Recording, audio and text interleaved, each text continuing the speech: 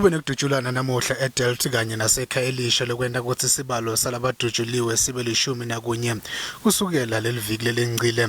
Kusukela kwendekele sehlakalo evikini lelengcile bashayeli bematekisi bacele kusebenza ngalesihlanu lwengcile futhi bangahamba ematekisi namuhla njengoba bashayeli bawo besabela timbili tabo.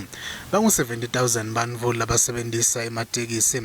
Evikini lelengcile tinhlangano tematekisi iKapa kanye neCodeta tisayinde isivumelano sekuletha kutfula kepha namuhla ekseni kusayindwe lidoketi lekubulala.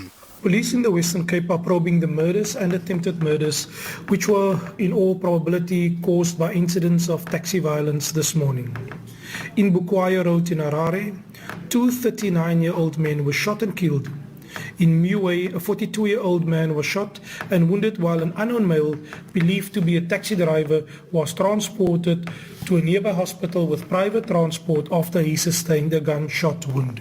Umphathisa wetekutfutsa utsinda noma kube nemihlangano emahlandla njalo lokutawendeka ukuthi kuvale leminye imigwaqo lesebenziswa amatekisi.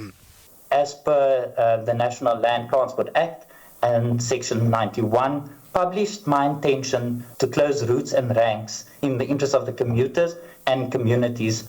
That notice was published and gazetted, and all interested parties now have an opportunity to comment on that by the 16th of July. Kusenjalo isantakho ithibite umhlangano wesigungu sesetulu kuthi kukhulunywe kabanzi ngalesehlakalo sebudlova lesisanza kwendeka.